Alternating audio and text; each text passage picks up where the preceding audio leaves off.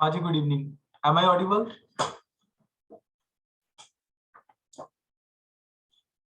Okay. आज का अपना लेक्चर रहेगा सुप्रीम कोर्ट, लेक्चर फर्स्ट।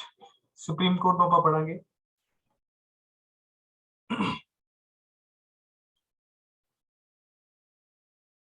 ਸਭ ਤੋਂ ਪਹਿਲੇ ਸੁਪਰੀਮ ਕੋਰਟ ਕਿਹੜੇ ਪਾਰਟ ਦੇ ਵਿੱਚ ਹੈ?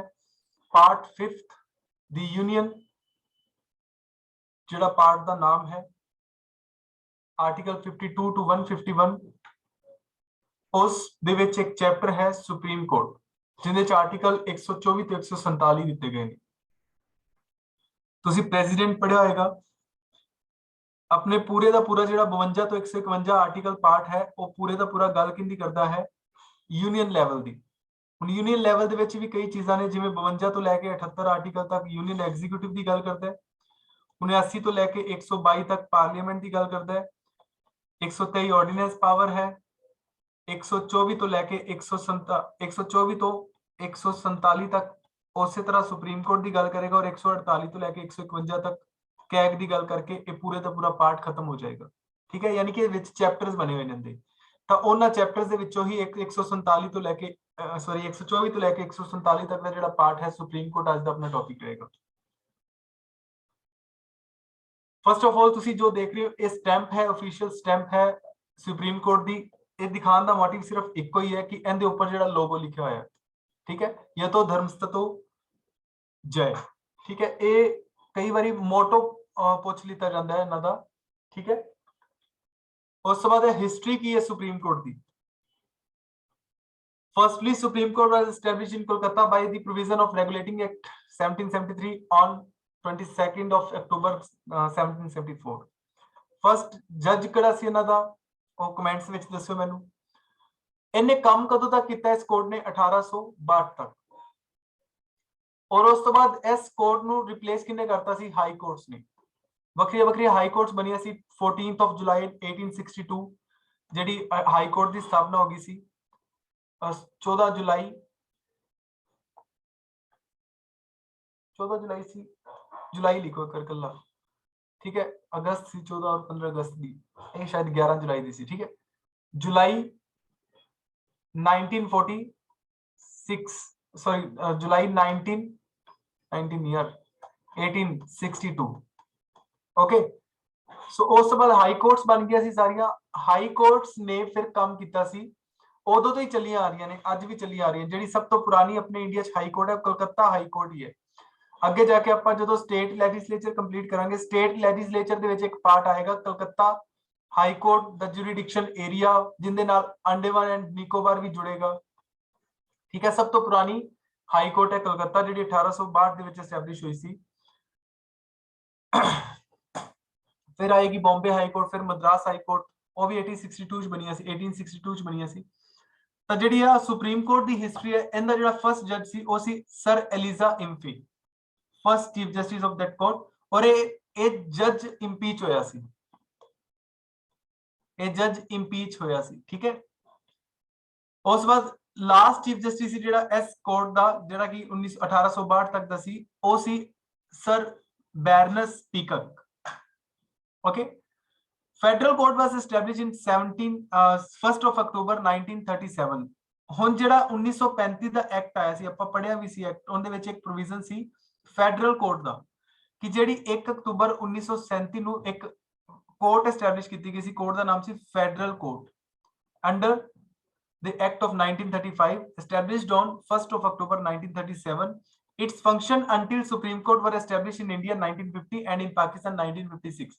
ਉਦੋਂ ਤੱਕ ਇਸ ਫੈਡਰਲ ਕੋਰਟ ਨੇ ਕੰਮ ਕੀਤਾ ਜਦੋਂ ਤੱਕ ਇੰਡੀਆ ਦੀ 1950 ਦੇ ਵਿੱਚ ਸੁਪਰੀਮ ਕੋਰਟ ਆਪਦੀ ਨਹੀਂ ਬਣ ਗਈ, ਔਰ ਪਾਕਿਸਤਾਨ ਦੇ ਲਈ ਇਹਨੇ ਉਦੋਂ ਤੱਕ ਕੰਮ ਕੀਤਾ ਜਦੋਂ ਤੱਕ ਪਾਕਿਸਤਾਨ ਦੀ ਆਪਦੀ ਕੋਈ ਕੋਰਟ ਨਹੀਂ ਬਣ ਗਈ। ਤਾਂ ਪਾਕਿਸਤਾਨ ਲਈ ਇਸ ਫੈਡਰਲ ਕੋਰਟ ਨੇ 1956 ਤੱਕ, ਔਰ ਇੰਡੀਆ ਲਈ 1950 ਤੱਕ ਕੰਮ ਕੀਤਾ। ਇਸ ਫੈਡਰਲ ਕੋਰਟ ਦਾ ਜਿਹੜਾ ਫਸਟ ਚੀਫ ਜਸਟਿਸ ਸੀ, ਉਹਦਾ ਨਾਮ ਸੀ sir Maurice Gwyer, Maurice Gwyer. और last chief justice C S federal court दा एच जे कानिया, और यही फर्स्ट चीफ जस्टिस बननगे अपने first chief justice of Supreme Court of India.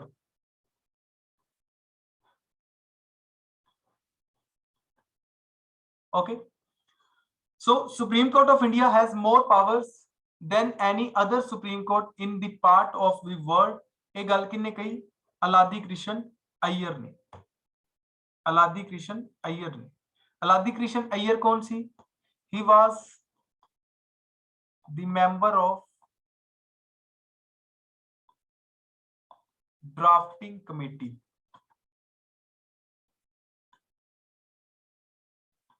Drafting committee ਦੇ ਮੈਂਬਰ ਸੀ ਅਲਾਦੀ ਕ੍ਰਿਸ਼ਨ ਅਯਰ।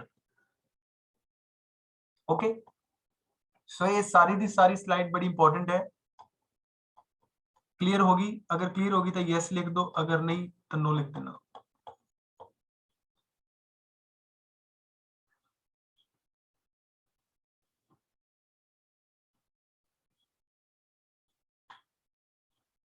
नेक्स्ट है बेसिक्स ऑफ सुप्रीम कोर्ट।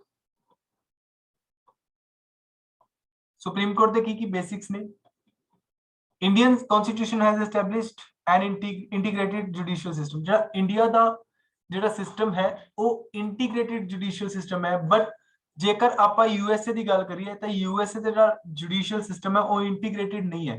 ਜੋ centre ਦੇ ਮਾਮਲੇ ਹੋਣਗੇ ਉਹ ਉਹਨਾਂ ਦੀ ਸੁਪਰੀਮ ਕੋਰਟ 'ਚ ਸੁਲਝਾਏ ਜਾਣਗੇ, ਜਿਹੜੇ ਸਟੇਟ ਦੇ ਮਾਮਲੇ ਹੋਣਗੇ ਉਹ ਉਹਨਾਂ ਦੀ ਸਟੇਟ ਦੀ ਕੋਰਟ ਦੇ ਵਿੱਚ ਸੁਲਝਾਏ ਜਾਣਗੇ। ਯਾਨੀ ਕਿ ਕਿਉਂਕਿ ਉੱਥੋਂ ਜਿਹੜਾ ਸਟਰਕਚਰ ਹੈ ਉਹ ਸੈਂਟਰ ਔਰ ਸਟੇਟ ਇਕੁਇਵਲੈਂਟ ਪਾਵਰ ਰੱਖਦੇ ਨੇ। ਜਿੰਨੀਆਂ ਪਾਵਰ ਸੈਂਟਰ ਕੋਲ ਨੇ ਉਨੀਆਂ ਸਟੇਟ ਕੋਲ ਨੇ। ਤੇ ਆਪਣੇ ਇੰਡੀਆ ਸਿਸਟਮ ਕੀ ਹੈ ਕਿ ਸਟੇਟ ਕੀ ਨੇ? ਸੁਬੋਰਡੀਨੇਟ ਨੇ ਸੈਂਟਰ ਦੇ। ਸੈਂਟਰ ਪਾਵਰ ਸੁਪਰੀਮ ਹੈ, ਸੁਬੋਰਡੀਨੇਟ ਕਿੰਦੀਆਂ ਨੇ? ਸਟੇਟ ਸੈਂਟਰ ਦੇ ਸੁਬੋਰਡੀਨੇਟ ਹੈ। ਓਕੇ, ਦੈਟਸ ਵਾਈ ਆਪਣੇ ਜਿਹੜਾ ਇੰਡੀਆ ਦੇ ਵਿੱਚ ਸਿਸਟਮ ਹੈ ਉਹ ਇੱਕ ਇੰਟੀਗ੍ਰੇਟਿਡ ਸਿਸਟਮ ਹੈ, ਹਾਇਰਾਰਕੀ ਦੇ ਵਿੱਚ ਹੈ ਕਿ ਸਭ ਤੋਂ ਉੱਪਰ ਜਿਹੜੀ ਅਦਾਲਤ ਰਹੇਗੀ ਉਹ ਸੁਪਰੀਮ ਕੋਰਟ, ਨੀਚੇ ਹੁੰਦੇ ਹਾਈ ਕੋਰਟ ਔਰ ਉਸ ਦੇ ਨੀਚੇ subordinate courts। ओके, ਤਾਂ ਇੰਡੀਆ ਦਾ ਜਿਹੜਾ ਸਿਸਟਮ ਹੈ ਉਹ ਕਿਹੜਾ ਸਿਸਟਮ ਹੈ? ਜੁਡੀਸ਼ੀਅਲ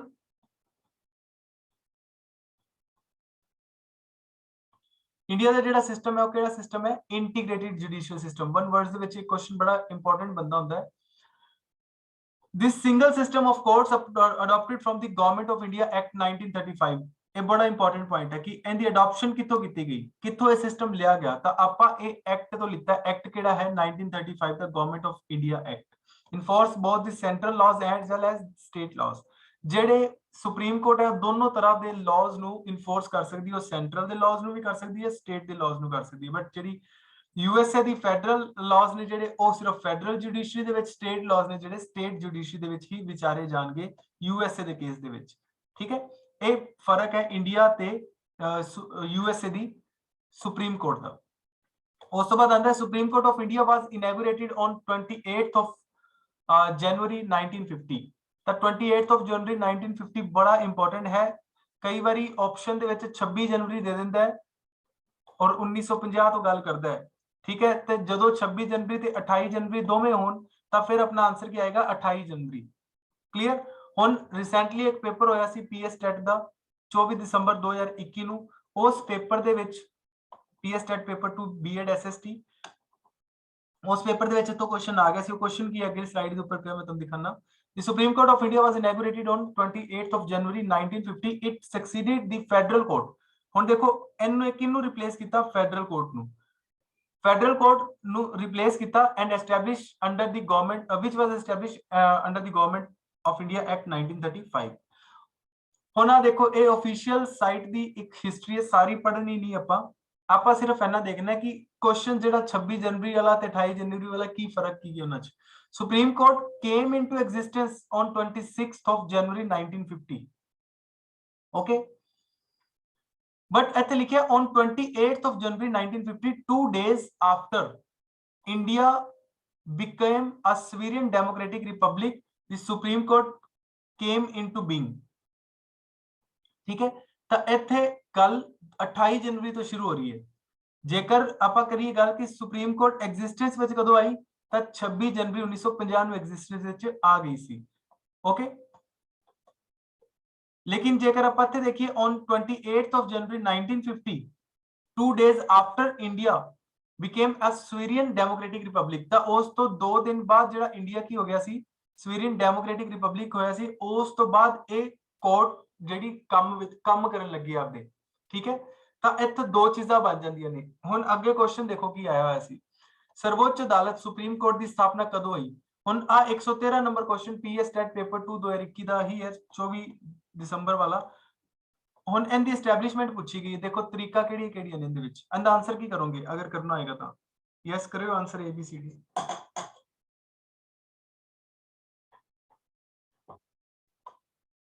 ਬਿਲਕੁਲ, ਜਦੋਂ ਹੁਣ ਆਪਣੇ ਕੋਲ ਆਪਸ਼ਨ ਚ ਦੇ ਹੀ ਨਹੀਂ ਰੱਖਿਆ 28 ਜਨਵਰੀ, ਤਾਂ ਆਪਾਂ 26 ਜਨਵਰੀ ਟਿਕ ਕਰਾਂਗੇ। ਜੇਕਰ 28 ਜਨਵਰੀ ਆਪਸ਼ਨ ਚ ਦੇ ਰੱਖਿਆ ਹੁੰਦਾ ਫਿਰ ਆਪਾਂ 28 ਵਾਲੇ ਚੱਲਦੇ, ਬਟ ਇੱਥੇ 26 ਜਨਵਰੀ ਆਨਸਰ ਹੈਗਾ, ਤਾਂ ਆਪਾਂ 26 ਜਨਵਰੀ ਨੂੰ ਹੀ ਲੈ ਕੇ ਚੱਲਾਂਗੇ।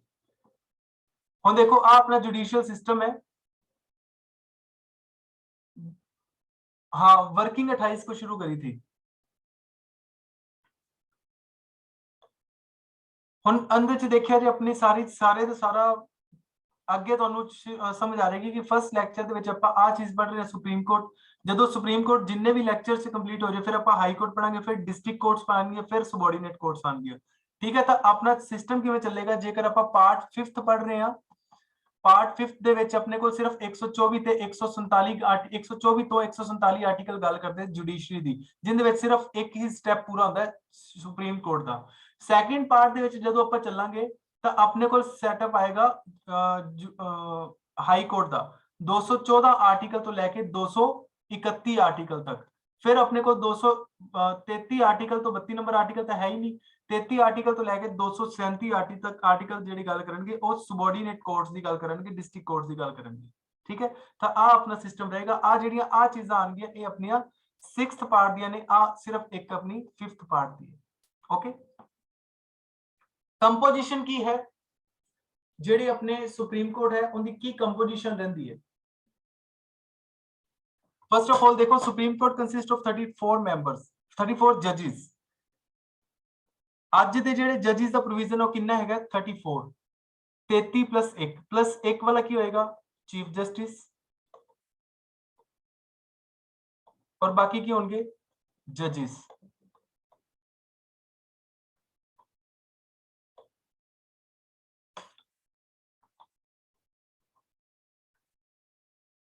In 2019, the center notified an increase in the number of Supreme Court judge from 31 to 33, 34।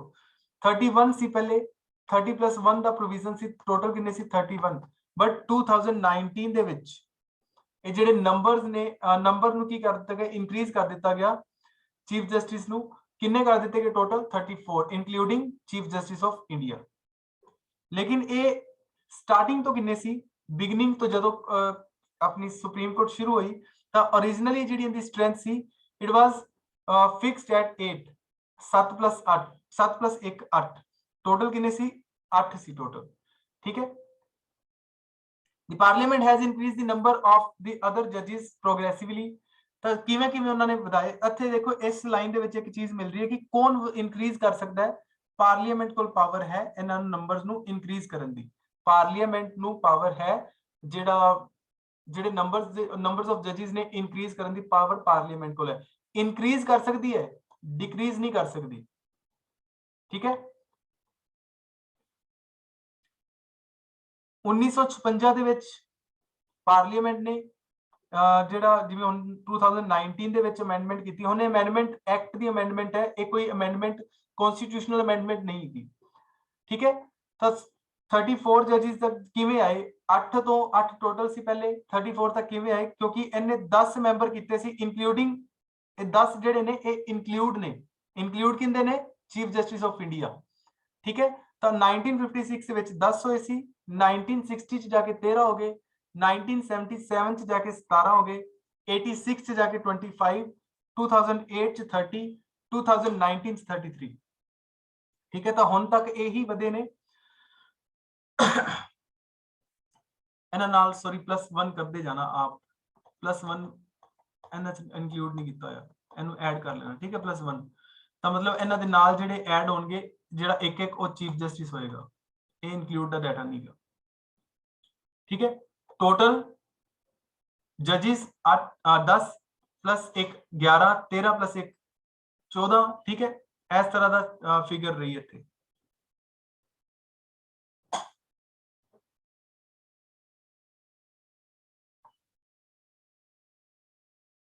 बिल्कुल बिल्कुल बिल्कुल। नेक्स्ट है The judges of Supreme Court are appointed by the president। ਨਾਲ ਨਾ ਆਰਟੀਕਲ ਵੀ ਲਿਖੇ ਹੋਏ ਨੇ, ਉਹ ਵੀ ਨਜ਼ਰ ਕਰ ਲਿਆ ਜੇ ਇੱਕ ਵਾਰ ਕਿ ਇਹ ਡਾਟਾ ਕਨਸਟੀਟਿਊਸ਼ਨ ਵਿੱਚ ਕਿਹੜੇ-ਕਿਹੜੇ ਆਰਟੀਕਲ 'ਚ ਲਿਖਿਆ ਹੋਇਆ ਹੈ। ਠੀਕ ਹੈ, ਵੈਸੇ ਬੁੱਕ 'ਚ ਤਾਂ ਨਹੀਂ ਦਿੱਤਾ, ਬਟ ਮੈਂ ਤੁਹਾਨੂੰ ਨਾਲ-ਨਾਲ ਕੁਝ ਆਰਟੀਕਲਸ ਵੀ ਦੱਸ ਰਿਹਾ ਤਾਂ ਕਿ ਬਾਅਦ ਵਿੱਚ ਤੁਹਾਨੂੰ ਆਰਟੀਕਲਸ ਅਲੱਗ ਤੋਂ ਨਾ ਕਰਨੇ ਪੈਣ, ਨਾਲ-ਨਾਲ ਹੀ ਇੱਥੋਂ ਚੱਕੀ ਚੱਲਿਆ ਜੇ। ਗ੍ਰੀਨ ਕਲਰ 'ਚ ਆਰਟੀਕਲਸ ਹੋਣਗੇ। The judge of Supreme Court are appointed by the president। ਸਿੱਧਾ ਪੁਆਇੰਟ ਹੈ ਵਾਲਾ। ਹੁਣ ਇੱਥੇ ਕੀ ਲਿਖਿਆ? ਜੱਜਿਸ। ਚੀਫ ਜਸਟਿਸ ਨੂੰ ਤਾਂ ਅਪਾਇੰਟ ਕਰਦਾ ਹੀ ਕਰਦਾ ਹੈ, ਬਟ ਜੱਜਿਸ ਨੂੰ ਵੀ ਕੌਣ ਅਪਾਇੰਟ ਕਰੇਗਾ? ਸੁਪਰੀਮ ਕੋਰਟ ਦੇ president. The Chief Justice is appointed by the President after the consultation with such judges of Supreme Court and High Courts as he deemed necessary। अब बहुत इंपॉर्टेंट पॉइंट है, ये questions बननगे statements base. ਜਿਹੜੇ statements ਦੇ question ਬੰਦੇ ਨੇ ਉਹਨਾਂ basis ਤੇ ਕੁਐਸਚਨ ਬਣਨਗੇ ਕਿ ਜਿਹੜਾ ਚੀਫ ਜਸਟਿਸ ਹੈ ਉਹਨੂੰ ਅਪਾਇੰਟ ਤਾਂ ਪ੍ਰੈਜ਼ੀਡੈਂਟ ਕਰ ਰਿਹਾ ਹੈ, ਬਟ ਕਿੰਦੀ ਸਲਾਹ ਦੇ ਨਾਲ? ਉਹ ਸਲਾਹ ਕਿੰਦੀ ਲੈ ਰਿਹਾ ਹੈ? ਜਾਂ ਤਾਂ ਉਹ ਸੁਪਰੀਮ ਕੋਰਟ ਦੇ ਜੱਜਿਸ ਦੀ ਸਲਾਹ ਲੈ ਸਕਦਾ ਹੈ ਜਾਂ ਉਹ ਹਾਈ ਕੋਰਟ ਦੇ ਜੱਜਿਸ ਦੀ ਸਲਾਹ ਲੈ ਸਕਦਾ ਹੈ, ਜਿਵੇਂ ਉਹਨੂੰ ਚੰਗਾ ਲੱਗੇ। ਠੀਕ ਹੈ। ਥਰਡ ਪੁਆਇੰਟ ਕਹ ਰਿਹਾ ਦੀ ਅਦਰ ਜੱਜਿਸ are appointed by the president after consultation with the chief justice. Other ਜੱਜਿਸ ਚੀਫ ਜਸਟਿਸ ਦੀ ਸਲਾਹ ਦੇ ਨਾਲ and such other judges of the Supreme Court and the High Courts as he deems necessary। या तो chief justice की सलाह लेगा या बाकी सुप्रीम कोर्ट के जजेस की सलाह लेगा ਜਿਹੜੇ ਨਵੇਂ ਜजेस ਨੂੰ ਅਪਾਇੰਟ ਕਰਨੇ, ਜਾਂ ਕਿਸੇ ਵੀ ਹਾਈ ਕੋਰਟ ਤੋਂ ਸਲਾਹ ਲੈ ਸਕਦਾ ਹੈ, ਉਹਨੂੰ ਜਿਵੇਂ ਚੰਗਾ ਲੱਗੇ। और constitution with the chief justice is obligatory in the case of appointment of a judge other than chief justice। consultation the consultation with chief justice is obligatory। ਇਹ ਜ਼ਰੂਰੀ ਹੈ ਬਈ। ਪ੍ਰੈਜ਼ੀਡੈਂਟ ਨੇ ਜੇਕਰ ਕਿਸੇ ਜੱਜ ਨੂੰ ਅਪਾਇੰਟ ਕਰਨਾ ਹੈ ਸੁਪਰੀਮ ਕੋਰਟ ਦੇ, ਤਾਂ ਫਿਰ ਬਾਕੀਆਂ ਦੀ ਸਲਾਹ ਲਵੇ ਨਾ ਲਵੇ ਕੋਈ ਚੱਕਰ ਨਹੀਂ, ਇਹ ਉਹਦੀ ਮਰਜ਼ੀ ਹੈ, ਪਰ ਚੀਫ ਜਸਟਿਸ ਆਫ ਇੰਡੀਆ ਦੀ ਸਲਾਹ ਉਹਨੂੰ ਲੈਣੀ ਪਏਗੀ। Is obligatory। ਕਲੀਅਰ? ਆ ਸਲਾਈਡ ਵੀ ਕਲੀਅਰ ਹੈ। ਅਗਰ ਇੱਥੋਂ ਕੁਐਸਚਨ ਬਣਿਆ ਅਪਾਇੰਟਮੈਂਟਸ ਤੋਂ ਲੈ ਕੇ ਤਾਂ ਇਹਨਾਂ ਤੋਂ ਬਾਹਰ ਨਹੀਂ ਜਾਏਗਾ, ਇਹ ਗਾਰੰਟੀ ਹੈ।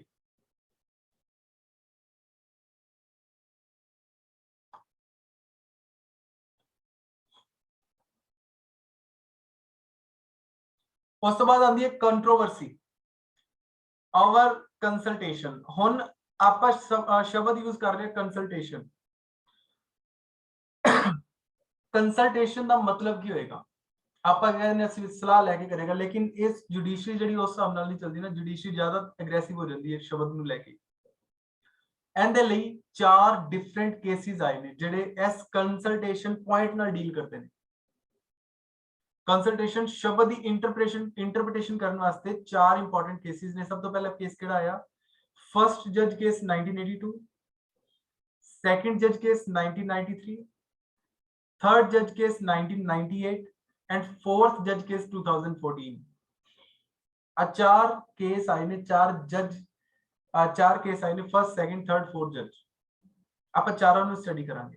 सब तो पहला है फर्स्ट जज केस, जिंदे विच की किया गया? वर्डिट की दिता गया कंसल्टेशन शब्द ਨੂੰ ਲੈ ਕੇ। The court held that the consultation does not mean the concurrence and it is only implies exchange of views।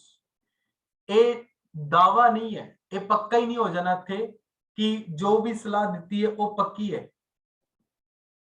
ठीक है, सलाह का मतलब सिर्फ और सिर्फ आपके व्यूज ਨੂੰ एक्सचेंज करना है, होर कुछ नहीं। आपके व्यूज ਤੁਹਾਡੇ किस तरह ਦੇ ਵੀ ਹੋ ਸਕਦੇ ਨੇ, ਤੁਸੀਂ ਆਪਦੇ व्यूज चेंज कर रहे हो, बस ਹੋਰ ਕੁਝ ਵੀ ਨਹੀਂ ਕਰ ਰਹੇ। ਇੱਥੇ फर्स्ट जज केस ਦੇ ਵਿੱਚ ਆ ਗੱਲ ਦੱਸੀ ਗਈ। ਠੀਕ है,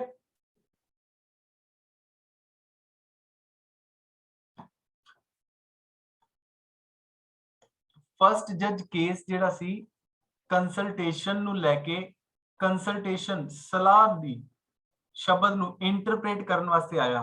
ਫਸਟ ਜਜ ਕੇਸ ਕਦੋਂ ਆਇਆ? 1982 ਦੇ ਵਿੱਚ।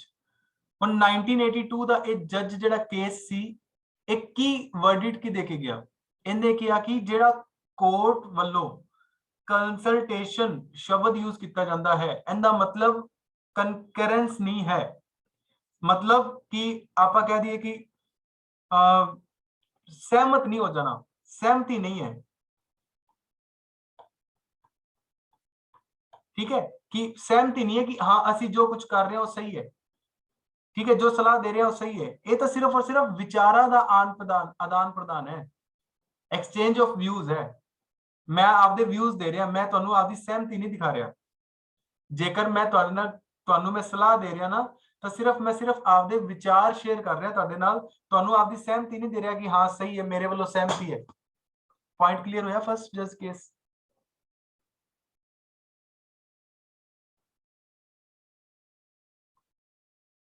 ਹੁਣ देखो सेकंड जज केस की कहंदा है।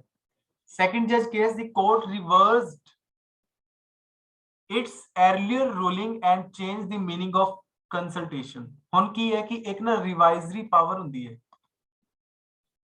सुप्रीम कोर्ट की, कि आपके फैसले ते भी बदल सकती है, रिवाइजरी जुरिडिक्शन। तो उन्हें रिवर्स किया, की कहता है सेकंड जज केस 1939 दा, the court reversed its earlier ruling and changed the meaning of the word consultation। ठीक है, वो मीनिंग नु चेंज कर सकती है, केड़े मीनिंग नु, कंसल्टेशन दे मीनिंग नु। Meaning of the word consultation to concurrence, मतलब सहमति दे नाल। ठीक है, जो सलाह दे रहे हैं वो सहमत है। इत्थे की कह रहे हैं, सहमत नहीं है, इत्थे की कह रहे हैं, सहमत है। Okay, hence it ruled that the advice tendered by the Chief Justice of India is binding on the President in matters of appointment of judges of Supreme Court। ਹੁਣ ਇੱਥੇ ਕੀ ਕਰ ਦਿੱਤਾ, ਜਿਹੜੀ ਸਲਾਹ ਦੇਗਾ ਚੀਫ ਜਸਟਿਸ ਨੂੰ, ਕੌਣ, ਸੌਰੀ ਪ੍ਰੈਜ਼ੀਡੈਂਟ ਨੂੰ ਸਲਾਹ ਦੇਗਾ ਕੌਣ, chief justice. President in the matters of appointment of judges, ਜਿਹੜੀ ਚੀਫ ਜਸਟਿਸ ਦੀ ਸਲਾਹ ਹੋਏਗੀ ਉਹ ਕੀ ਹੋਏਗੀ, ਬਾइंड होएगी, binding on the president in the matter of appointment of जजेस of the supreme court. Okay, next कह रहा है, but the chief justice would tender his advice on the matter after consulting two of his senior most colleagues। But जेड़ा chief justice भी सलाह देगा ना, जी राष्ट्रपति ਨੂੰ ਮੰਨਣੀ ਪਏਗੀ, ਉਹ ਵੀ ਆਪਦੇ ਘੱਟੋ ਘੱਟ दो मोस्ट सीनियर कोलीग्स ਦੇ ਨਾਲ रल के सलाह देगा। आप मतलब आप पहले उन्होंने दो कोलीग्स ਦੇ ਨਾਲ कंसल्ट करेगा, सलाह ਲੈਣ ਵਾਸਤੇ ਗੱਲਬਾਤ सलाह ਲਏਗਾ ਉਹਨਾਂ ਤੋਂ ਪਹਿਲੇ आप, फिर चीफ जस्टिस प्रेसिडेंट ਨੂੰ सलाह देगा, प्रेसिडेंट उस सलाह ਨੂੰ ਮੰਨਣ ਦੇ ਲਈ ਕੀ ਹੈ, ਬਾਉਂਡ ਹੈ। ਇਹ ਕੀ ਕਹਿੰਦੇ, ਸੈਕੰਡ ਜਜ ਕੇਸ। ਹਾਂਜੀ ਹੁਣ ਦੱਸੋ क्लियर ਹੋਇਆ पॉइंट, फर्स्ट एंड सेकंड जज केस दोनों क्लियर हुए।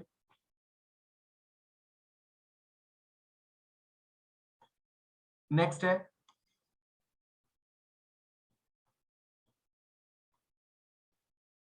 थर्ड जज केस। थर्ड जज केस की कह रहे हैं,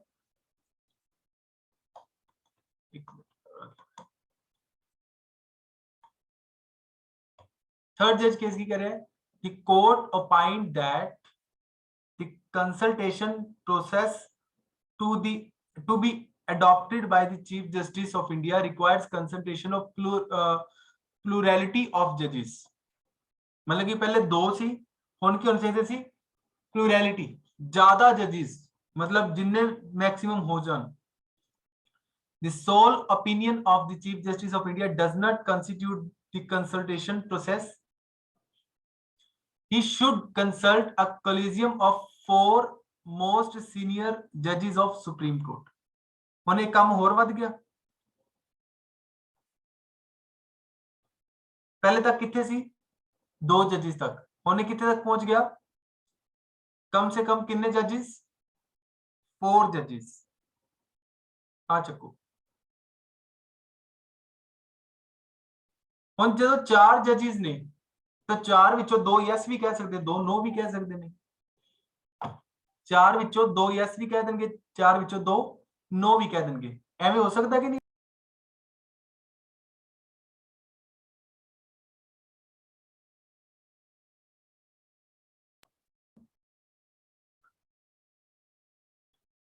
बिल्कुल हो सकता सी। सो एंड इवन इफ 2 जजेस आर गिवन एडवर्स ओपिनियन, जेकर वो एडवर्स ओपिनियन दे देंगे ने आपदा, he should not send the recommendation to the government, ਤਾਂ ਉਹ ਆਪਦੀ recommendation government ਨੂੰ नहीं देगा. The court held that this recommendation made by the Chief Justice of India without complying with the norms and requirements of consultation process are not binding on the government. जेकर ਉਹ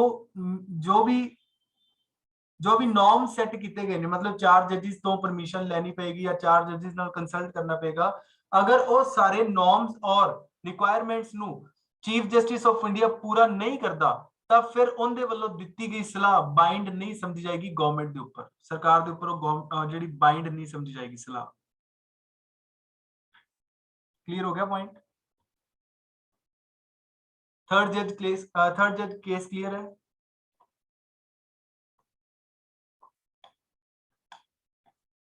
उसके बाद है fourth जज case.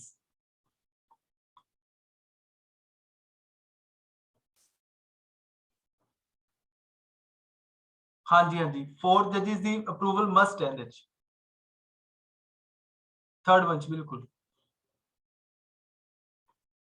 ਹੁਣ fourth जज case की कह रहे हैं?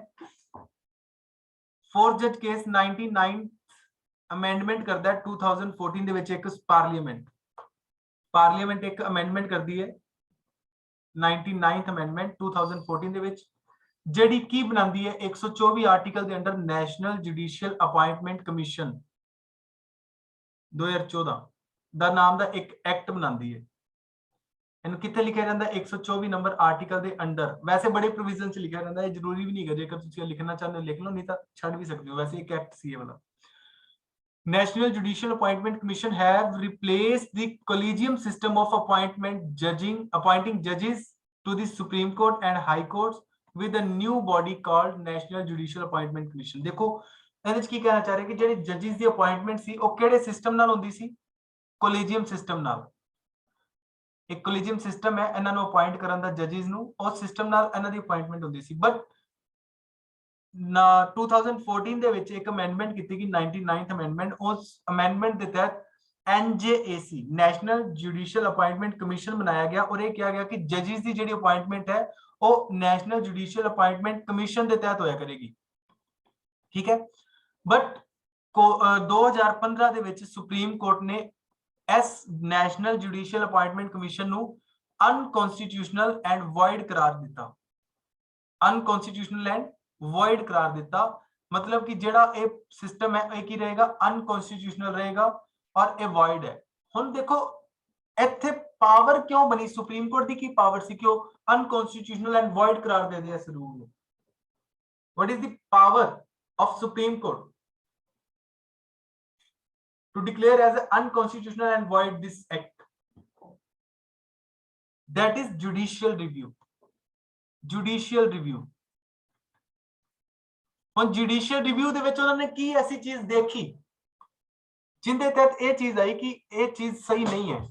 ਕਨਸੀਕੁਐਂਟਲੀ ਕੀ ਇਹਦੇ ਕਨਸੀਕੁਐਂਸਿਸ ਆਏ? ਕਹਿੰਦੇ ਦੀ earlier collegium system became operative again. ਉਸੇ ਸਿਸਟਮ ਨੂੰ ਵਾਪਸ ਲਿਆਂਦਾ ਗਿਆ. the verdict was delivered by the supreme court. ਕੋਈ ਤਾਂ verdict ਦੇਣਾ ਹੀ ਪੈਣਾ ਸੀ.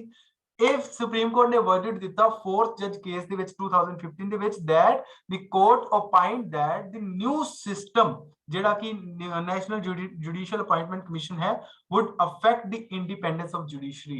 ਇਹ ਜੁਡੀਸ਼ਰੀ ਦੀ ਇੰਡੀਪੈਂਡੈਂਸ ਤੇ ਖਤਰਾ ਬਣ ਸਕਦਾ ਹੈ ਜਾਂ ਅਫੈਕਟ ਕਰੇਗਾ, ਉਹਨੂੰ ਪ੍ਰਭਾਵਿਤ ਕਰੇਗਾ. ਤਾਂ ਕਰਕੇ ਅਸੀਂ ਇਸ ਨੂੰ ਕੀ ਕਰ ਰਹੇ ਹਾਂ? ਖਤਮ ਕਰ ਰਹੇ ਹਾਂ ਨੈਸ਼ਨਲ ਜੁਡੀਸ਼ੀਅਲ ਅਪਾਇੰਟਮੈਂਟ ਕਮਿਸ਼ਨ ਨੂੰ. ਇਜ਼ ਦੈਟ ਕਲੀਅਰ ਫॉर ਜजेस केसेस? ਕੋਲੀਜੀਅਮ ਸਿਸਟਮ ਫਿਲਹਾਲ ਤੁਸੀਂ ਇੰਨਾ ਯਾਦ ਕਰ ਲਓ ਕਿ ਕੋਲੀਜੀਅਮ ਸਿਸਟਮ ਇੱਕ ਉਹ ਸਿਸਟਮ ਹੈ ਜਿਨ੍ਹਾਂ ਦੇ ਜ਼ਰੀਏ ਜੱਜਿਸ ਦੀ ਅਪਾਇੰਟਮੈਂਟ ਕੀਤੀ ਜਾਂਦੀ ਹੈ. ਜੱਜਿਸ ਜਿਹੜੇ ਨੇ ਉਹ ਅਪਾਇੰਟ ਕੀਤੇ ਜਾਂਦੇ ਨੇ ਇੱਕ ਸਿਸਟਮ ਦੇ ਜ਼ਰੀਏ. ਸਿਸਟਮ ਦਾ ਨਾਮ ਕੀ ਹੈ? ਕੋਲੀਜੀਅਮ ਸਿਸਟਮ.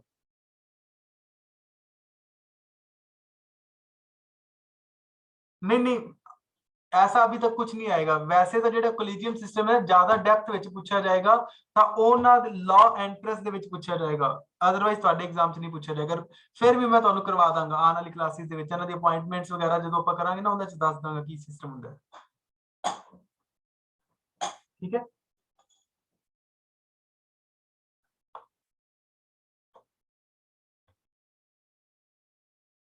क्लियर है सारे ਨੂੰ? चलो अगले पॉइंट पे चलते हैं.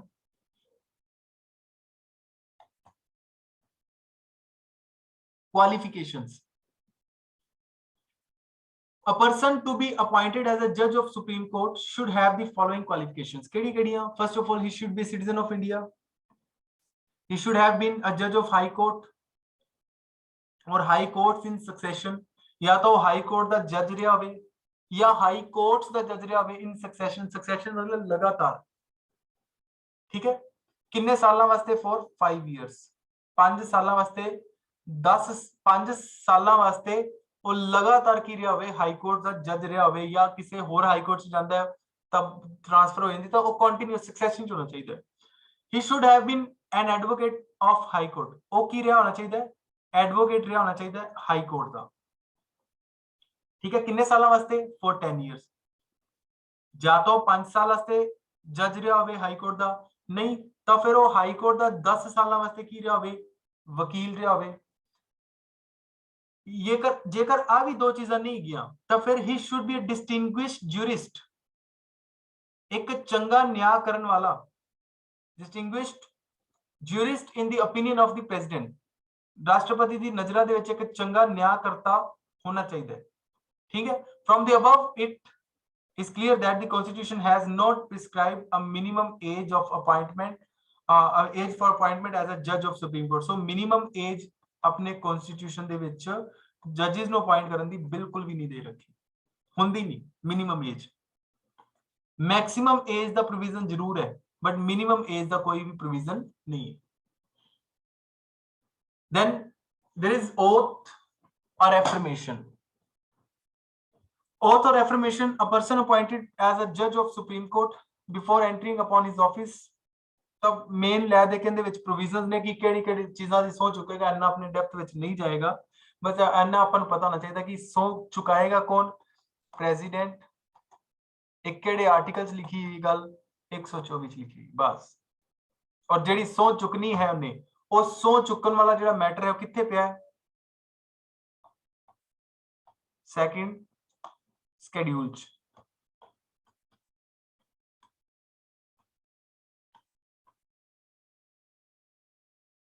ठीक है,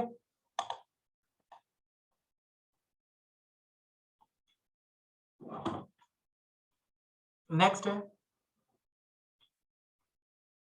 सैलरीज। हुन सैलरीज जेडी, सॉरी मैं थर्ड शेड्यूल दस गया, किहड़ा शेड्यूल दसे, सेकंड दसिया, थर्ड आएगा, सेकंड सैलरीज दा है, थर्ड शेड्यूल आएगा इत्थे, सेकंड सैलरीज दा। Salaries. The salaries, allowances, privileges, leave and pension of the judges are Supreme Court are determined from time to time by the Parliament। ਜਿਹੜੀ ਇਨਦੀ salaries ਹੋਣਗੀਆਂ ਉਹ ਕਿੰਦੇ ਦੁਆਰਾ ਵਿਚਾਰੇ ਜਾਣਗੇ, ਸਮੇਂ-ਸਮੇਂ ਤੇ ਪਾਰਲੀਮੈਂਟ ਰੂਲਸ ਬਣਾਏਗੀ ਉਹਨਾਂ ਦੇ ਉੱਪਰ, ਔਰ ਕਿੱਥੋਂ ਦਿੱਤੇ ਜਾਣਗੇ, ਬਾਈ ਸੈਕੰਡ ਸ਼ਡਿਊਲ। ਓਕੇ, ਇਹ ਕਿਹੜੇ ਆਰਟੀਕਲ 'ਚ ਲਿਖੀ ਗਈ ਇਹ ਗੱਲ? 125 ਨੰਬਰ ਆਰਟੀਕਲ ਦੇ ਵਿੱਚ। They cannot be varied to their disadvantages after their appointment except during financial emergency। ਉਹਨਾਂ ਦੇ ਜਿਹੜੇ ਜੋ ਵੀ ਸੈਲਰੀਜ਼ ਨੇ, ਅਲਾਉਂਸਸ ਨੇ, ਘਟਾਏ ਨਹੀਂ ਜਾਣਗੇ, ਉਹਨਾਂ ਦੇ ਉੱਪਰ ਕਦੇ ਵੀ ਸਵਾਲ ਨਹੀਂ ਉਠਾਇਆ ਜਾਏਗਾ। ਜਦੋਂ ਉਹਨਾਂ ਦੀ ਫਾਈਨੈਂਸ਼ੀਅਲ ਐਮਰਜੈਂਸੀ ਕੋਈ ਕੰਡੀਸ਼ਨ ਲੱਗ ਜਾਂਦੀ ਹੈ, ਦੇਸ਼ ਦੇ ਵਿੱਚ ਫਾਈਨੈਂਸ਼ੀਅਲ ਐਮਰਜੈਂਸੀ ਲੱਗ ਜਾਂਦੀ ਤਾਂ ਉਹ ਉਹਨਾਂ ਦੀ ਸੈਲਰੀਜ਼ ਵਗੈਰਾ ਨੂੰ ਘਟਾਇਆ ਜਾ ਸਕਦਾ ਹੈ। ਠੀਕ ਹੈ, ਇਹ ਕੁਐਸਚਨ ਬੰਦਾ ਹੁੰਦਾ ਕਿ ਆਪਾਂ ਫਾਈਨੈਂਸ਼ੀਅਲ ਐਮਰਜੈਂਸੀ ਦੇ ਟਾਈਮ ਜੱਜਿਸ ਦੀ ਸੈਲਰੀ ਨੂੰ ਘਟਾ ਸਕਦੇ ਹਾਂ? ਯੈਸ, ਘਟਾ ਸਕਦੇ ਹਾਂ। ਉਸ ਤੋਂ ਬਾਅਦ ਆਂਦੀ ਹੈ 2018 ਦੀ ਗੱਲ कि in 2018 the salary of chief justice was increased from 1 lakh to 2 lakh 80 और जज दी सैलरी 90,000 to 250 पर मंथ कर दी गई। ਇਹਨਾਂ ਦੀ ਸੈਲਰੀ ਪਹਿਲੇ 1 ਲੱਖ ਸੀ, 1 ਲੱਖ ਤੋਂ ਇਹਨਾਂ ਨੂੰ ਲੱਗਿਆ ਵੀ ਇਹ ਜ਼ਿਆਦਾ ਨਹੀਂ ਕਮਾ ਰਹੇ ਤੇ ਇਹਨਾਂ ਨੂੰ 2,80,000 ਕਰਕੇ ਦਿਓ, ਇਹ 90,000 ਤੋਂ ਕਿੱਥੇ ਲਿਆਂਦੇ ਸਿੱਧੇ ਹੀ 2.5 ਲੱਖ ਤੇ। they are also paid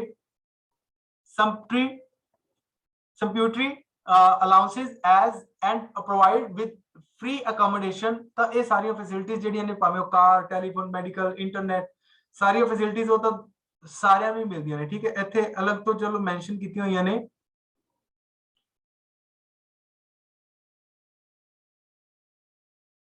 next है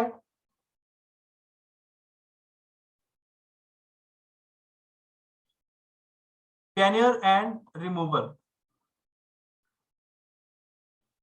टेन्योर की रहेगा ना था कॉन्स्टिट्यूशन दे विच तो कोई फिक्स नहीं है, not fixed tenure of the judge of Supreme Court. However, it makes the following three provisions with regard this. पहली चीज की है कि वो जो ऑफिस होल्ड करेगा up to the age of 65, 65 साल की एज तक ऑफिस में होल्ड करेगा. Any questions regarding his age is to be determined by such authority and in such manner as provided by the parliament. वैसे तो 65 साल की एज तक ऑफिस होल्ड करेगा. जेकर कोई पार्लियामेंट कोई ऐसा रूल बना देंदी है तो वो भी विचारिया जाएगा, पार्लियामेंट के अकॉर्डिंग चलेंगी चीज़ां. ठीक है. He can resign his office by writing to the president. वो आपके ऑफिस ਨੂੰ रिजाइन कर सकता है ऑफिस ਵਿੱਚ प्रेसिडेंट ਨੂੰ रिटन ਚ देके. हाँ जी, ये भी आर्टिकल 124 है. बिल्कुल बिल्कुल.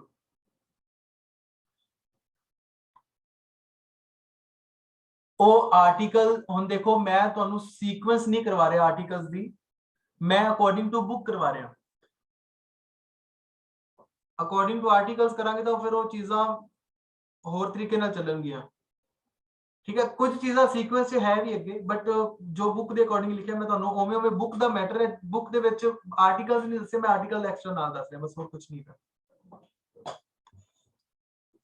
थर्ड पॉइंट की कह रहा है, he can be removed from his office by the president on the recommendation of the parliament. हुण देखो, पार्लियामेंट की रिकमेंडेशन नाल हटाया जाएगा. किवें? जज of Supreme Court can be removed from his office by an order of president.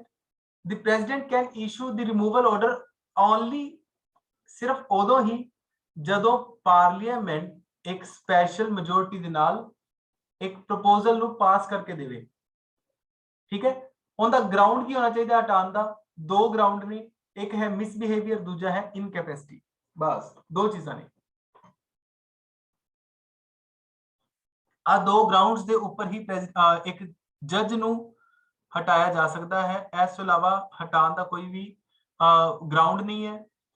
और दूसरी गल कि जिहड़ा हटाने का प्रोसीजर है वो की होएगा कि दोनों सदना वालों पास होएगा, भावें वो लोक सभा है भावें वो राज्य सभा है. मान के चलो राज्य लोक सभा दे सब तो पहले प्रपोजल आंदा था लोक सभा 2/3 मेजोरिटी, राज्य सभा की 2/3 मेजोरिटी. जो दोनों सदनों की 2/3 मेजोरिटी मिलेगी देन प्रेसिडेंट किसी भी जज नू हटा सकेगा, अदरवाइज नहीं. ऐसा रूल ऐसा एक बार होया भी है. की होया सी एक ना एक चीज हो रही है, पहले वो पढ़ ली ਆਪਾਂ. जज इंक्वायरी एक्ट 1968 एक ना एक्ट है, जिन्ने भी एक्ट इत्थे मैं दसदा. हुण जिवें इस एक्ट का नाम आया द जज इंक्वायरी एक्ट 1968. इस एक्ट नूं तुहाडा की रिस्पोंसिबिलिटी बनती है कि तुसीं अलग ते एक पेज लगाओ. उस पेज के ऊपर जिन्नी भी चीज़ां आ रही है ना, एक्ट किहड़ा कदों आया वो तुसीं लिखना है, तुहाडी रिस्पोंसिबिलिटी है. ठीक है. जिन्नी भी पिछे चीज़ां आ गई, जिन्नी हुण चल रही है, जिन्नी अगे आउणगियां. एक्ट जिथे भी आ गया ना, जिवें national judicial appointment commission act आया सी, वो तुहानूं लिखना सी. उत्थे लिख के भावें वो कट्टिया गया तो तुसीं उहनूं लिख दो इट वाज डिलीटेड या it was removed by the supreme court. ठीक है. हुण जिवें आ एक्ट आया जजिस इंक्वायरी एक्ट 1968, इहनूं भी तुसीं नोट करना है. बस इहदे च नोट की करना है, एक्ट दा नाम और कदों आया. क्विक रिवीजन वास्ते तुहाडी. Judges Inquiry Act 1968 regulates the procedure relating to the removal of judge of Supreme Court and process of impeachment. तो की दित्ती उन्हें चीज़ां इस एक्ट दे विच कहंदा a removal motion can be signed by 100 members. जेकर लोक सभा च आना है तो 100 मैंबर्स वालों उनका जिहड़ा मोशन पहले मूव किया जाए. और जेकर राज्य सभा च आना है तो कम से कम 50 मैंबर्स राज्य सभा वाले उनके प्रपोजल नू मूव करन. मतलब कि जेकर तुसी जज नू हटाना है, जज नू हटाने दे लई तुहाडे लोक सभा दे विच घट्टो घट 100 मैंबर तो उहदे ते दोष लगान. समझ आई? 100 मैंबर सब तो पहले उहदे ते की लगान? दोष लगान. ते जे राज्य सभा च लाना तो 50 मैंबर कम से कम दोष लगान. दोष लगा के किनू देन? स्पीकर नू देन लोक सभा दे विच और चेयरमैन नू देन राज्य सभा दे विच. जिवें भी तुसीं लियाना चाहते हो उत्थे. एक कह रहे एक्ट दी पहली पॉइंट. दूजा पॉइंट की कह रहा है, कहना जे स्पीकर या चेयरमैन, लोक सभा का स्पीकर या राज्य सभा का चेयरमैन ये रिफ्यूज भी कर सकते हैं आपकी मर्जी नाल. ये एडमिट भी कर सकते हैं मोशन नू, ये रिफ्यूज भी कर सकते हैं. ठीक है. टू एडमिट इट ये मर्जी होएगी उन्हां दी. इफ इट इज एडमिटेड, जेकर रिफ्यूज हो गया तो कल खत्म, जेकर एडमिट हो जाता है then speaker of Lok Sabha या chairman of Rajya Sabha is to constitute a 3-member committee to investigate into the charges मतलब 3 ਮੈਂਬਰ ਦੀ ਉਹਨੂੰ ਕਮੇਟੀ ਬਣਾਣੀ ਪਏਗੀ, ਭਾਵੇਂ ਸਪੀਕਰ ਹੈ ਲੋਕ ਸਭਾ ਦੇ ਵਿੱਚ ਜਾਂ ਰਾਜ ਸਭਾ ਦਾ ਚੇਅਰਮੈਨ ਹੈ, 3 ਮੈਂਬਰ ਦੀ ਉਹਨੂੰ ਕਮੇਟੀ ਬਣਾਣੀ ਪਏਗੀ ਕੀ ਕਰਨ ਵਾਸਤੇ, ਇਨਵੈਸਟੀਗੇਟ ਕਰਨ ਵਾਸਤੇ ਕਿ ਚਾਰजेस ਜਿਹੜੇ ਲੱਗੇ ਨੇ ਉਹ ਇਨਵੈਸਟੀਗੇਟ ਕੀਤੇ ਜਾਣ। ਹੁਣ ਚਾਰजेस ਕਿਹੜੇ ਨੇ, ਇੱਕ ਜਾਂ ਤਾਂ ਮਿਸਬਿਹੇਵੀਅਰ ਜਾਂ ਇਨਕੈਪੈਸਿਟੀ, ਦੋ ਚਾਰजेस ਨੇ, ਉਹਨਾਂ ਨੂੰ ਹੀ ਚੈੱਕ ਕਰਨ ਵਾਸਤੇ। ਚੌਥਾ ਪੁਆਇੰਟ ਕੀ ਕਰ ਰਿਹਾ, ਦੀ ਕਮੇਟੀ ਸ਼ੁੱਡ ਕੰਸਿਸਟ ਆਫ, ਹੁਣ ਕਮੇਟੀ ਦੇ ਡਾਊਟ ਉੱਠਿਆ ਹੋਏਗਾ ਕਦੇ ਕਦੇ ਵੀ 3 ਮੈਂਬਰ ਕਿਹੜੇ ਹੋਣਗੇ, ਤਾਂ ਕਮੇਟੀ ਚ ਕਿਹੜੇ ਕਿਹੜੇ 3 ਮੈਂਬਰ ਹੋਣਗੇ।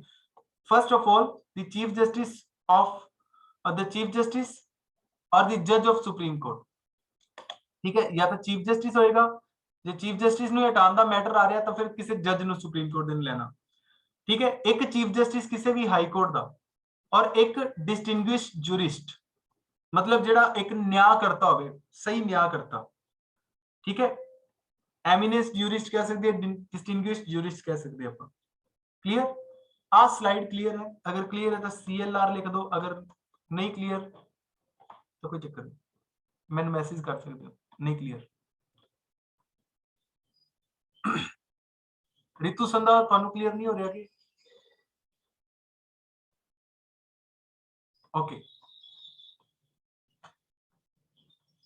नेक्स्ट है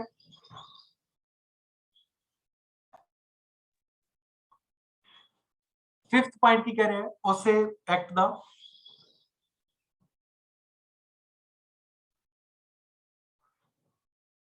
if the committee finds the judge to be guilty of misbehavior,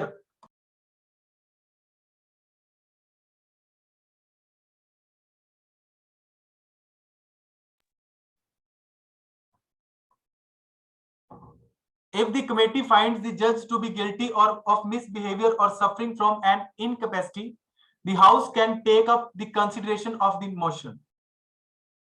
जेकर कमेटी जज ਨੂੰ ਗਿਲਟੀ ਫਾਊਂਡ ਕਰਦੀ ਹੈ ਕਿ ਉਹਨੇ ਮਿਸਬਿਹੇਵੀਅਰ ਕੀਤਾ ਹੈ ਜਾਂ ਇਨਕੈਪੈਸਿਟੀ ਹੈ ਉਹਦੇ ਵਿੱਚ, ਤਾਂ ਫਿਰ ਹਾਊਸ ਨੂੰ ਸਲਾਹ ਦੇ ਸਕਦੀ ਕਿ ਲਿਆਓ ਮੋਸ਼ਨ ਕਰੋ ਪਾਸ ਉਹਨਾਂ ਤੇ ਜਿਹੜਾ ਕੁਝ ਕਰਨਾ ਹੈ।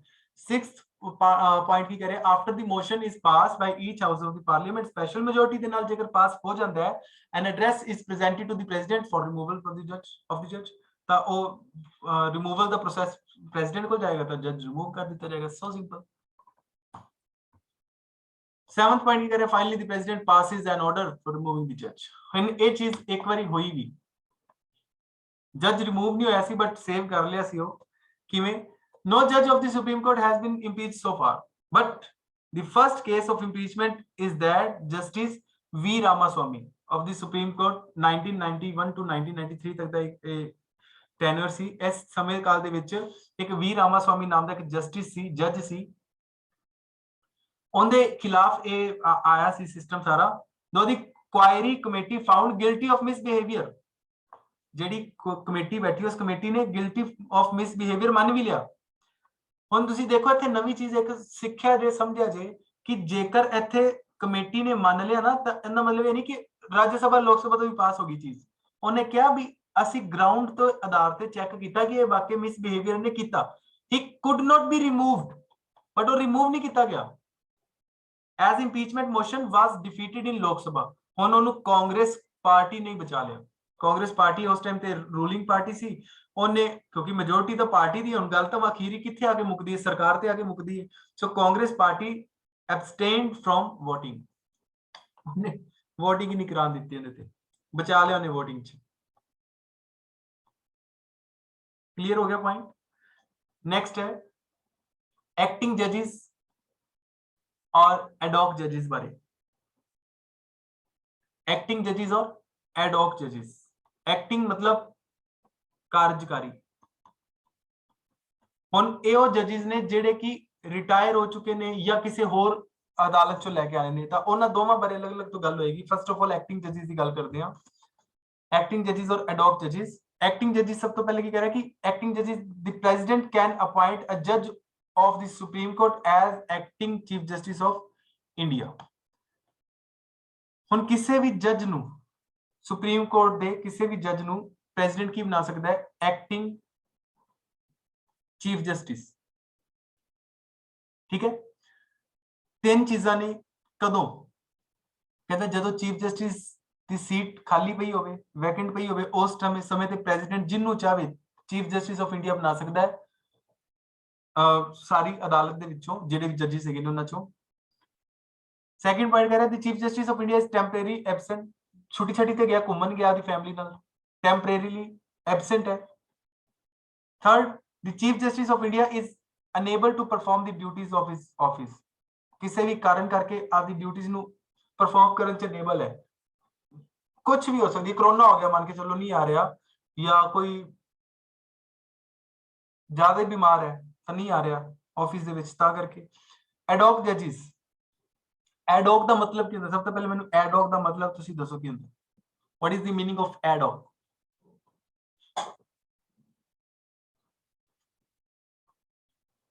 टेम्परेरी। ad-hoc वर्ड कितों लिखता है?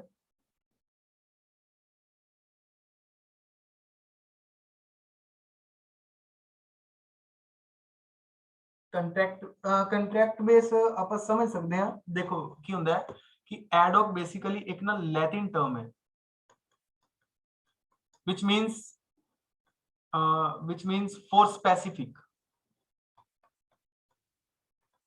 ठीक है, किसी स्पेशल काम वास्ते, या टू दिस ਜਿਹਨੂੰ ਆਪਾਂ ਕਹਿੰਦੇ ਨੇ ਟੂ ਦਿਸ, ਇਹ ਮਤਲਬ ਹੈ। ਕੰਟਰੈਕਟ ਬੇਸ ਮੈਂ ਤੁਸੀਂ ਉਸ ਪੁਆਇੰਟ ਆਫ View ਤੋਂ ਸੋਚਿਆ ਹੋਏਗਾ ਜਿਵੇਂ ਟੀਚਰਸ ਨੂੰ ਐਡਹੌਕ ਬੇਸ ਤੇ ਰੱਖ ਲੈਂਦੇ ਆ, ਵਰਕਰਸ ਨੂੰ ਐਡਹੌਕ ਬੇਸ ਤੇ ਰੱਖ ਲੈਂਦੇ ਗਵਰਨਮੈਂਟ ਚ, ਹਨਾ, ਉਹ ਵੀ ਠੀਕ ਹੈ ਤੁਹਾਡੇ, ਵੈਸੇ ਲੈ ਦੇ ਕੇ ਗੱਲ ਉੱਥੇ ਹੀ ਆਏਗੀ ਸਾਰੀ ਕਿ ਐਡਹੌਕ ਬੇਸ ਦਾ ਮਤਲਬ ਕੀ ਹੈ ਕਿ ਕਿਸੇ ਵੀ ਸਪੈਸੀਫਿਕ ਕੰਮ ਵਾਸਤੇ ਜਦੋਂ ਕੰਮ ਪੂਰਾ ਹੋ ਜਾਵੇ ਤਾਂ ਉਸ ਚੀਜ਼ ਨੂੰ ਆਪਾਂ ਹਟਾ ਦਿੰਦੇ ਆ। ਜਿਵੇਂ ਮੰਨ ਕੇ ਚੱਲੋ ਵਰਕਲੋਡ ਬਹੁਤ ਜ਼ਿਆਦਾ, ਆਪਾਂ ਐਡਹੌਕ ਬੇਸਿਸ ਤੇ EMPLOYEES ਨੂੰ ਹਾਇਰ ਕਰ ਲਿਆ, ਜਦੋਂ ਕੰਮ ਪੂਰਾ ਹੋ ਗਿਆ ਤਾਂ ਐਡਹੌਕ ਬੇਸਿਸ ਵਾਲੇ EMPLOYEES ਨੂੰ ਹਟਾ ਦਿੱਤਾ। ਤਾਂ ਇਹ ਉਹੀ ਚੀਜ਼ ਹੈ ਐਡਹੌਕ ਬੇਸ, ਜਦੋਂ ਕੰਮ ਬਹੁਤ ਜ਼ਿਆਦਾ ਹੋ ਜਾਵੇ ਤਾਂ ਕੰਮ ਨੂੰ ਪੂਰਾ ਕਰਨ ਵਾਸਤੇ ਜੱਜਿਸ ਦੀ ਲੋੜ ਪਵੇ, ਉਹਨੂੰ ਕਹਿੰਦੇ ਐਡਹੌਕ ਬੇਸਿਸ ਜੱਜਿਸ। ਕਹਿੰਦਾ ਜਦੋਂ ਕੋਰਮ ਪੂਰਾ ਨਾ ਹੁੰਦਾ ਹੋਵੇ, ਕੋਰਮ ਕੀ ਹੁੰਦਾ ਹੈ? ਕੋਰਮ ਹੁੰਦਾ ਗਣ ਪੂਰਤੀ, ਕੰਮ ਨੂੰ ਕਰਨ ਵਾਸਤੇ ਘੱਟੋ ਘੱਟ ਜਿਹੜੀ ਰਿਕੁਆਇਰਮੈਂਟ ਹੁੰਦੀ ਹੈ ਉਹ ਰਿਕੁਆਇਰਮੈਂਟ ਪੂਰੀ ਨਾ ਹੁੰਦੀ ਹੋਵੇ, ਉਹਨੂੰ ਕਹਿੰਦੇ ਆਪਾਂ ਕੋਰਮ। ਬਿਲਕੁਲ, ਜਿਹੜੀ ਮਿਨੀਮਮ ਰਿਕੁਆਇਰਮੈਂਟ ਹੈ ਕਿਸੇ ਮੀਟਿੰਗ ਨੂੰ ਕੰਡਕਟ ਕਰਨ ਵਾਸਤੇ। when there is a lack of quorum of the permanent judges to hold or continue any session of Supreme Court, ਤਾਂ ਜਦੋਂ ਵੀ ਲੋੜ ਪਵੇ ਚੀਫ ਜਸਟਿਸ ਨੂੰ ਇਸ ਕੰਡੀਸ਼ਨਸ ਦੇ ਵਿੱਚ, ਤਾਂ chief justice of India can appoint a ਜੱਜ, ਦੇਖੋ ਅ ਜੱਜ of a high court as an ad hoc judge of the Supreme Court for which period? Temporary period। किस पीरियड ਲਈ? Temporary period ਵਾਸਤੇ। Temporary period ਵਾਸਤੇ ਜੱਜ ਨੂੰ appoint ਕਰ ਸਕਦਾ ਹੈ ਜੇਕਰ ਚੀਫ ਜਸਟਿਸ ਆਫ ਇੰਡੀਆ ਚਾਹੇ ਤਾਂ, ਠੀਕ ਹੈ। ਇੰਨੀ ਗੱਲ ਤਾਂ ਸਹੀ ਹੈ। ਹੁਣ ਅੱਗੇ ਗੱਲ ਕੀ ਕरेंगे? ਰੂਲ ਦੱਸ ਰਿਹਾ ਆਪਾਂ ਨੂੰ, ਅਗਲੇ ਲਾਈਨਸ ਦੇ ਵਿੱਚ ਕੀ ਦੱਸੇਗਾ? ਕਹਿੰਦੇ ਰੂਲ ਦੱਸੇਗਾ, ਕਹਿੰਦੇ ਹੀ can do so only after the consultation with the chief justice of high court concerned, ਜਿਹੜੀ ਹਾਈ ਕੋਰਟ ਤੋਂ ਬੰਦਾ ਚੱਕਣਾ ਹੈ, ਜੱਜ ਲੈਣਾ ਹੈ, ਉਸ ਜੱਜ, ਉਸ ਹਾਈ ਕੋਰਟ ਦੇ ਜੱਜ ਦੇ ਨਾਲ ਸਲਾਹ ਕਰਕੇ, ठीक है। और उस जज ਦੇ ਕੋਲ ਜਾਣ ਤੋਂ ਪਹਿਲੇ ਕਿਹਦੇ ਨਾਲ ਸਲਾਹ ਕਰਨੀ ਪਏਗੀ? With the previous consent of the president. ਉਸ ਜੱਜ ਕੋਲ ਜਾਣ ਤੋਂ ਪਹਿਲੇ ਪ੍ਰੈਜ਼ੀਡੈਂਟ ਨਾਲ ਸਲਾਹ ਕਰੇ ਕਿ ਮੰਨ ਕੇ ਚਲੋ ਚੀਫ ਜਸਟਿਸ ਹੈ, ਪ੍ਰੈਜ਼ੀਡੈਂਟ ਕੋਲ ਗਿਆ, ਕਹਿੰਦਾ ਬਾਊ ਜੀ ਮੈਂ ਬੰਦਾ ਇੱਕ ਰੱਖਣਾ, ਮੇਰੇ ਕੋਲ ਬੰਦੇ ਘੱਟ ਨੇ, ਕੋਰਮ ਨਹੀਂ ਪੂਰਾ ਹੋ ਰਿਹਾ, ਮੈਂ ਹਾਈ ਕੋਰਟ ਤੋਂ ਬੰਦਾ ਚੱਕ ਲੈਣਾ। ਜੱਜ ਪ੍ਰੈਜ਼ੀਡੈਂਟ ਕਹਿੰਦਾ ਜਾ ਚੱਕ ਲਿਆ। ਹੁਣ ਕਿਹੜੀ ਹਾਈ ਕੋਰਟ 'ਚ ਜਾਣਾ ਉਹਦੀ ਮਰਜ਼ੀ ਹੈ। ਮੰਨ ਕੇ ਚਲੋ Punjab and Haryana high court 'ਚ ਆਇਆ, ਉੱਥੇ ਬੈਠਾ ਸੀ ਰਾਮ ਲਾਲ ਜੱਜ, ਸ਼ਾਮ ਲਾਲ ਚੀਫ ਜਸਟਿਸ ਸੀ। ਸ਼ਾਮ ਲਾਲ ਨੂੰ ਕਹਿੰਦਾ ਬਾਈ ਜੀ ਮੈਨੂੰ ਰਾਮ ਲਾਲ ਚਾਹੀਦਾ, ਮੈਂ ਲੈ ਕੇ ਜਾਣਾ, ਆਪਦੇ ਕੋਲ ਕੰਮ ਕਰਾਣਾ ਹੈ। ਜੇ ਹੁਣ ਸ਼ਾਮਾ ਮੰਨ ਜਾਏਗਾ ਤੇ ਰਾਮ ਨਾਲ ਲੈ ਜਾਏਗਾ ਨਾਲ ਆਪਦੇ, ਠੀਕ ਹੈ, ਜਿਹੜਾ ਜੱਜ ਗਿਆ ਸੀਗਾ ਉੱਥੋਂ।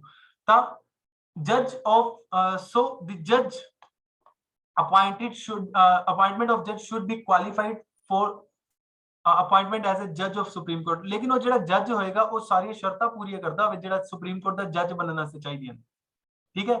if it is the duty of the judge so appointed to attend the sitting of Supreme Court in priority to other duties of his office। ਹੁਣ ਭਾਵਨਾਤਮਕ ਗੱਲਾਂ ਨੇ ਥੋੜੀ ਜਿਹੀਆਂ, ਮਤਲਬ ਕਿ ਆਪਦੀ ਡਿਊਟੀਆਂ ਨੂੰ ਪ੍ਰਾਇੋਰਟੀ ਦੇਗਾ ਜਿਹੜੀਆਂ ਉਹ ਸੁਪਰੀਮ ਕੋਰਟ ਦੇ ਵਿੱਚ ਉਹਦੀ ਡਿਊਟੀਆਂ ਬਣਨਗੀਆਂ।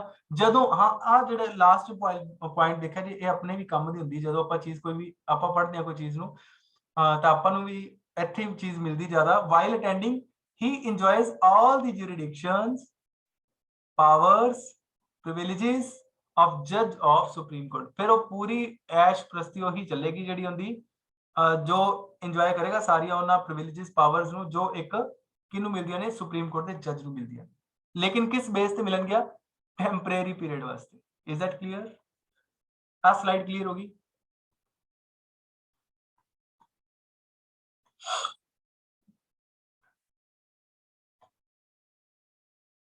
ਉਸ ਤੋਂ ਬਾਅਦ ਆਉਂਦੇ ਰਿਟਾਇਰਡ ਜੱਜਿਸ।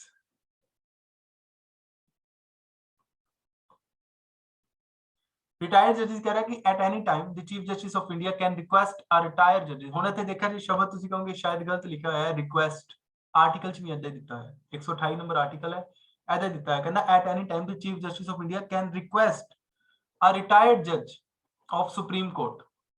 जिहड़ा जज रिटायर हो चुका है सुप्रीम कोर्ट दा, उस नूं की कर सकदा है, रिक्वेस्ट कर सकदा है। कौन? चीफ जस्टिस ऑफ इंडिया और रिटायर्ड जज ऑफ हाई कोर्ट किसे हाई कोर्ट के रिटायर्ड जज नूं रिक्वेस्ट कर सकता है who is duly qualified for appointment as a जज of Supreme Court to act as a जज of Supreme court for temporary period. ठीक है, रिटायर्ड जज नूं भी लिया सकते हैं। he can do so only with the previous consent of the president। जेकर चीफ जस्टिस ने ऐसा कुछ करना है तो राष्ट्रपति तो पहले पूछ के जाना पड़ेगा। ठीक है, such a judge is entitled to such allowances as may president determine। आ बहुत इंपॉर्टेंट लाइन है। आ रिटायर्ड जज दी सेकंड पॉइंट दी कहना जेड़ा रिटायर्ड जज होएगा उस जज दी सैलरी और अलाउंसेस जेड़े भी होंगे वो केड़े होंगे जेड़े प्रेसिडेंट तय करेगा, वो नहीं मिलणगे जो प्रेजेंटली मिलते पे ने।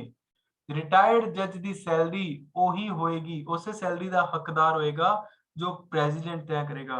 ये तो मतलब पल्ले बनने वाला पॉइंट है। जेकर जुडिशरी पढ़ रहे हो यही चीज तुहानू बाकियां नालों वखरा करेगी। यही पॉइंट मोस्ट इंपोर्टेंट पॉइंट है। जेकर उन एग्जामिनर ने माइंड ना खेलना होया तो अत्तो खेलेगा। ओके, उस बाद है he will also enjoy the jurisdiction, powers and privileges of a judge of supreme court but he will not otherwise be deemed to a judge of supreme court। आ भी बड़ा इंपॉर्टेंट पॉइंट कि ओ jurisdiction, powers, privileges तो जज वाले लेगा but समझा जाएगा उन्होंने सुप्रीम कोर्ट का जज नहीं समझा जाएगा, है वो टेम्परेरी ही। ठीक है, जिवें किसी दी टीपी लग जाए गवर्नमेंट स्कूल दे विच तां गवर्नमेंट स्कूल दा वो गवर्नमेंट स्कूल च पढ़ा जरूर रहा है पर is not deemed to be teacher of that particular school. Okay, clear? Next है court of record.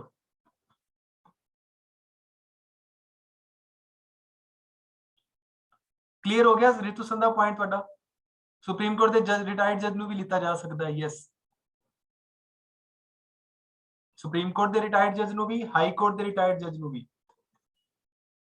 But high court का जज वो सारी शर्तां पूरी करता हो जिहड़ा सुप्रीम कोर्ट का जज बनने वास्ते जरूरी नहीं, भावें रिटायर हो चुके हो। ओके,